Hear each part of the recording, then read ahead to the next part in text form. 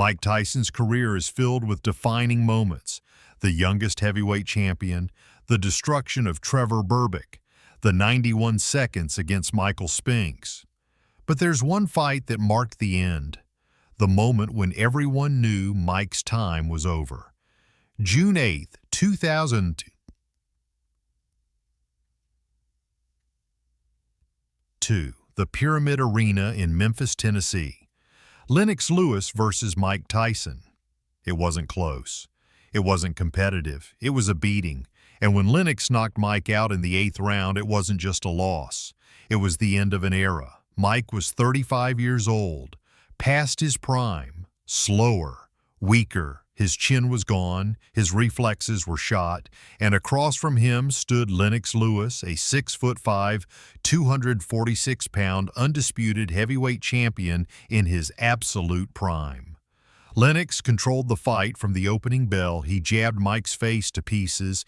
He cut him badly, and in the 8th round, he knocked him out cold. Mike fell face first to the canvas. The referee didn't even count. It was over, and deep down, Mike knew it. This wasn't a fluke. This wasn't a bad night. This was a better fighter beating a fading legend. Today, Mike is 58 years old. He's reflected on the Lennox fight many times. "I knew going in I didn't have it anymore," he said in interviews. "Lennox was better than me, simple as that." There's no bitterness in his voice, just acceptance. The Lennox fight was supposed to be Mike's last shot at glory, one final chance to reclaim the heavyweight throne, but instead it became the confirmation of what everyone already suspected. Mike Tyson's era was over, a new generation had arrived, and Lennox Lewis was the king. After the Evander Holyfield ear bite in June 1997, Mike's career was in shambles. He was fined $3 million. His boxing license was revoked. The media destroyed him. For over a year, Mike didn't fight. He became a punchline, a cautionary tale. But in 1998, Mike's license was reinstated. He was allowed to fight again. And the boxing world, always hungry for drama and money, welcomed him back. His first fight back was against Franz Botha in January 1999. Mike won by knockout in the 5th round. But it wasn't vintage Mike. Botha, a limited fighter, actually dropped Mike in the 2nd round. The crowd was stunned. Mike got up and eventually won, but everyone saw it. Mike was slower. His defense had holes. Even journeymen could hurt him now. Mike fought a few more times over the next few years. He beat Orlin Norris. He knocked out Julius Francis and Lou Savarese. But none of these opponents were elite. They were tomato cans brought in to make Mike look good. And even against them, Mike struggled. The speed was gone. The head movement was gone. The intimidation factor was gone. Mike was fighting on name recognition and past glory. Everyone in boxing knew it. But there was still money to be made. And in 2002, the biggest fight available was Lennox Lewis. Lennox was the undisputed heavyweight champion of the world. He held the WBC, WBA, and IBF titles. He'd beaten everyone: Evander Holyfield, Vitaly Klitschko, Hassam Rahman in a rematch. He was 6'5", 246 pounds with an 84-inch reach. He was technical, disciplined, and powerful. He was everything Mike used to be, but bigger and better. And at 36 years old, Lennox was still in his prime. The fight was massive. Mike versus Lennox, old king versus new king. The world tuned in, but anyone paying attention knew the truth. Mike didn't stand a chance. Lennox Lewis wasn't just a good fighter. He was one of the greatest heavyweights of all time. Born in England, raised in Canada, Lennox had boxing in his blood from a young age. He won gold at the 1988 Olympics, the same year Mike was destroying everyone as the youngest heavyweight champion. But while Mike's career spiraled, Lennox's rose. He turned pro in 1989 and worked his way up methodically. No shortcuts, no hype, just solid, technical boxing.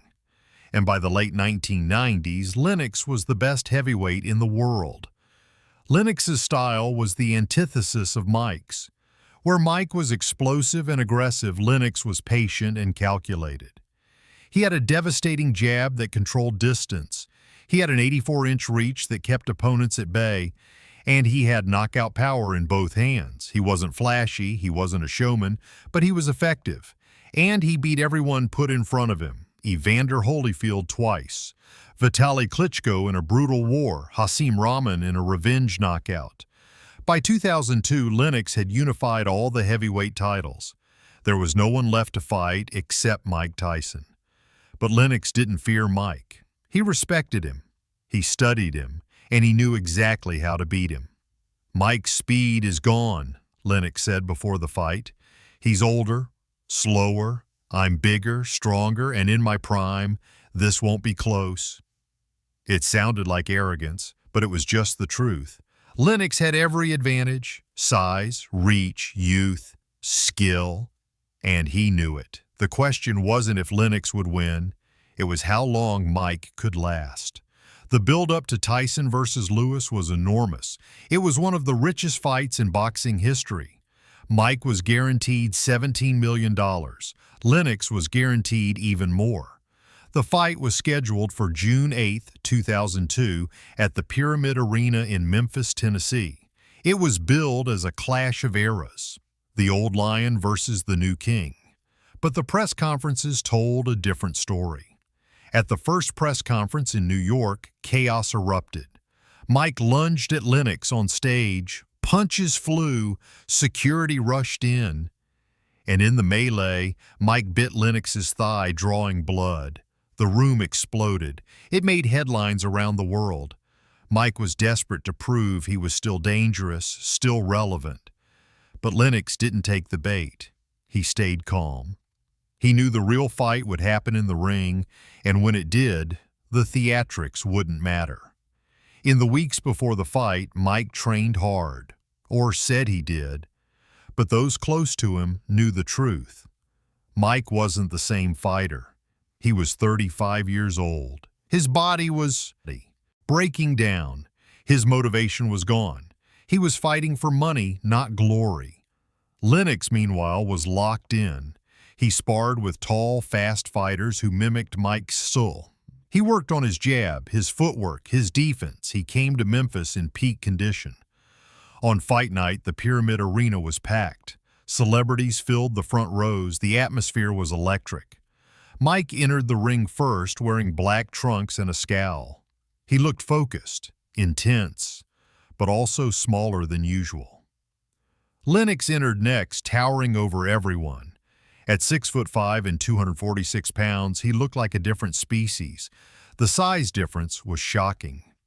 And when the bell rang, the fight began. But it was over before it started. From the opening bell, Lennox imposed his will. He stood in the center and jabbed Mike's face repeatedly. Mike tried to get inside. He threw wild hooks. He ducked and weaved, but Lennox's reach was too long. Every time Mike stepped forward, Lennox's jab snapped his head back. It was clinical, surgical. Mike had no answer. By the end of the first round, Mike's face was already red and swelling. Lennox had won the round easily. It was clear this was going to be a long night for Mike. The second and third rounds were more of the same. Lennox controlled distance with his jab. He landed right hands over the top. He moved well for a man his size. Mike looked slow and predictable. His punches were telegraphed. His defense was porous. He was trying to land one big shot to change the fight, but Lennox was too smart, too disciplined. He stayed out of range and picked Mike apart. By the fourth round, Mike's face was a mess. Blood trickled from cuts above both eyes. His nose was swollen, and Lennox was just getting started. The crowd could feel it. This wasn't a competitive fight. This was a beating. Mike's corner tried to motivate him between rounds. They told him to dig deep, to find the old Mike, but the old Mike was gone. What was left was a 35-year-old fighter past his prime, facing a bigger, younger, better opponent. The result was inevitable. Lennox stayed patient. He didn't rush. He didn't make mistakes. He kept jabbing, kept moving, kept breaking Mike down. and round by round, Mike faded. By the fifth round, the fight was no longer in doubt. Lennox was dominating every exchange. His jab had opened up cuts on Mike's face. Blood poured down Mike's cheeks. His left eye was swelling shut, and Lennox started to turn up the pressure. He landed clean right hands. He hurt Mike with body shots. Mike's legs looked shaky. His punches had no snap. He was surviving, not fighting. The corner begged Mike to do something. Anything. But there was nothing left. The speed was gone. The power was gone. The warrior inside Mike had been replaced by a shell. In the sixth round, Lennox landed a devastating right hand that wobbled Mike badly. The punch landed with a sickening thud. Mike's knees buckled. His eyes went blank. The crowd gasped. Mike stumbled backward but didn't go down. He grabbed Lennox in a desperate clinch and held on. The referee separated them. Mike backed into the ropes trying to recover, but Lennox stalked him like a lion circling wounded prey. He landed more jabs, more right hands.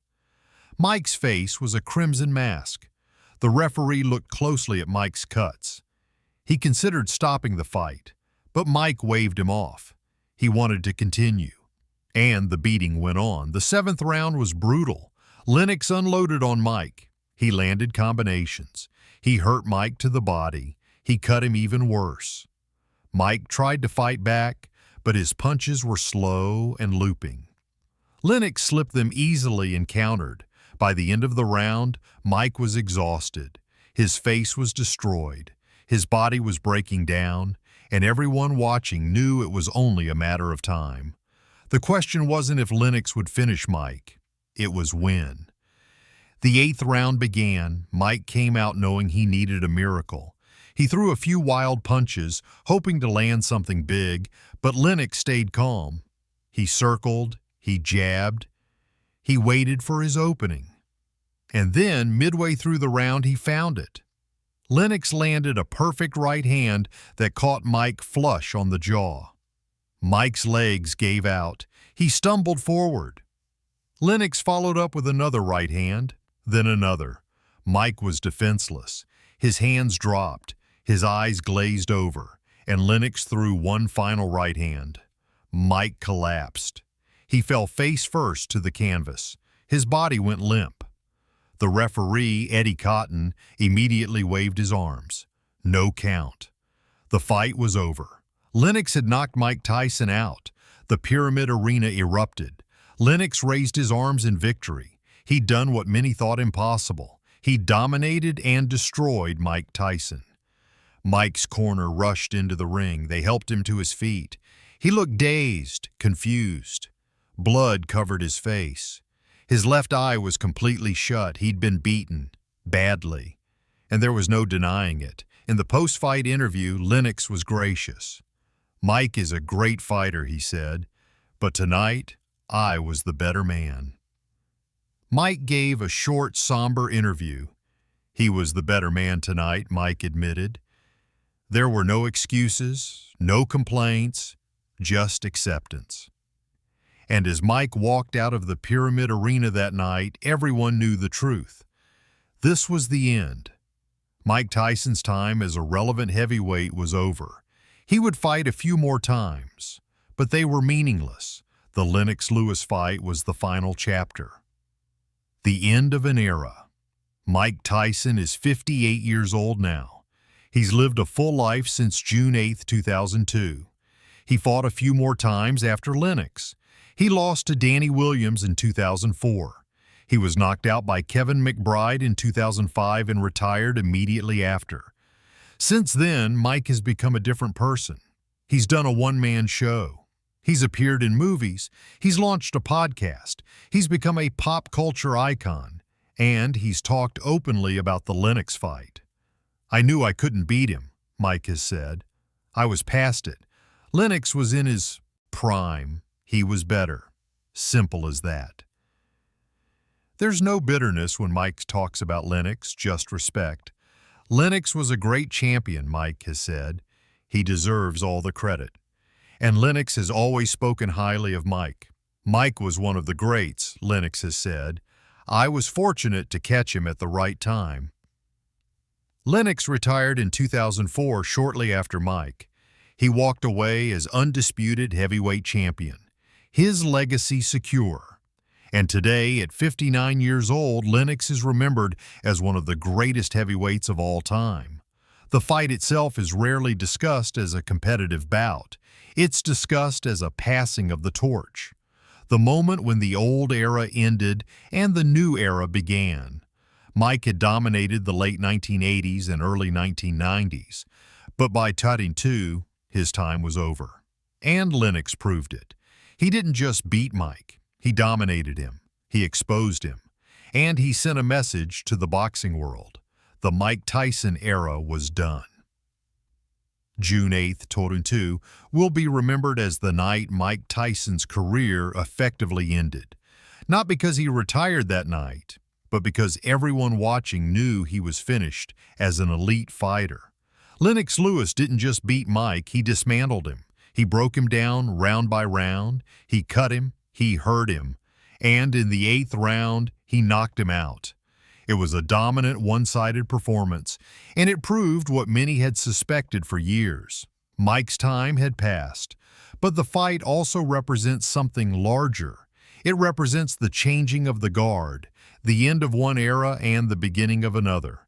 Mike had been the face of heavyweight boxing for over a decade, but by 2002 a new generation had arrived, Lennox Lewis. The Klitschko brothers, a new breed of heavyweight, bigger, taller, more technical, and Mike, the once feared destroyer, couldn't compete anymore. The speed was gone, the power was diminished, the mystique had evaporated. What was left was a fighter trading on past glory, and Lennox exposed it. Here's the final question.